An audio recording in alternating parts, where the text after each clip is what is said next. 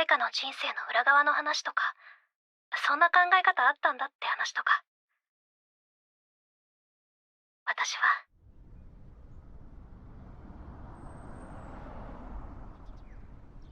あ、繋がった。もしもし、聞こえてる？あなたは誰だろう。もしもーし。あれ、そっちの声聞こえないな。でも通じてるよね、これ。やっぱ聞こえないな。まあ、ちょうどいいのかな。いきなりでごめんなんだけど、私の話していいかな。そっちの声聞こえてないからいいか悪いかわかんないや。もし嫌だったら途中で切ってね。なんか緊張してきた。私の話するね。私は秋野陽子、16歳。普通の高校生。桃から生まれたりもしてないし、お姫様だったりもしない。普通で、やりたいことがなくてさ、ちょっと絵描いてみたり、運動やろうとしてみたけど、でも自分より上手い人なんていっぱいいてさ、それ見てるともういいかなってなって、なんとなくの毎日をダラダラ続けて、なんかないかなって思ってる。でも何も変えられない。変えるほど頑張れることなんてない。ずっとそうやってきた。でもね、最近は違った。ここで、ここ電話ボックスなんだけどね、たくさんの面白い人と話をしたの。多分この世界にはいない人たち。人間じゃない人もたくさんいた。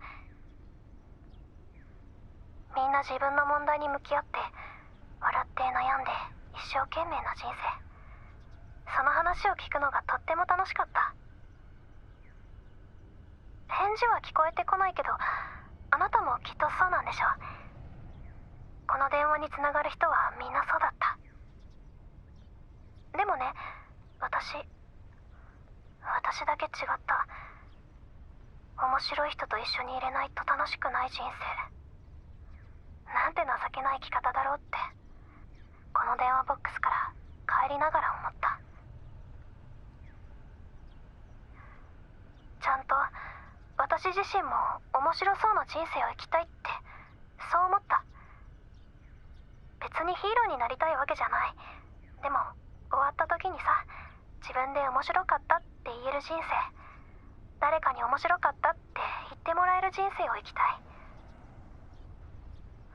どうしたらいいかな。最近ずっと考えてた。わからないんだけどさ、昨日ちょっとこう思ったの。今まで聞いたみんなの物語を書いてみたいって。でね、すっごく長いやつにしたいの。短くまとめてさ、あらすじだけ読んだってさ、誰がどう感じたなんてわからないじゃない。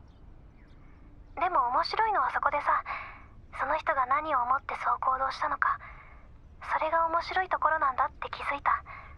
だから私も誰かにそう思ってもらいたい。つまんなかった人生を不思議な電話ボックスで変えてもらった人の話。私がこの時こう思ったんだよって言って、誰かが笑って感動して、それが見てみたい。そっちの声が聞こえてたらなんて言ってくれるんだろう。急にたくさん話し始めてごめんね。びっくりしたよね。そもそも何歳かすらわからないから、もし年上だったらごめんなさい。返事が聞こえてこないからちょうどいいって思ったの。話を聞くのは好きだったけど、私から話ってあんまりしたことなくて、私の話なんてさ、誰も興味がないと思って。だから今日はその最初の練習。誰かに自分の話をするってさ、素敵なことだよね。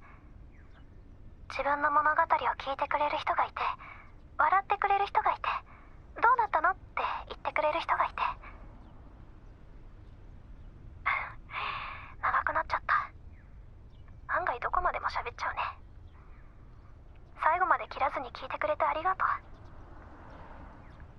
なんとなくなんだけど、この電話ボックスはもう私には通じない、数ヶ月前と同じ普通の電話ボックスになる。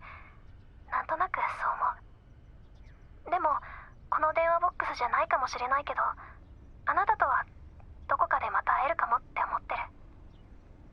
だからその時にはあなたの話も聞かせてね。楽しみにしてる。いつかあなたから聞く物語。じゃあね。バイバイ。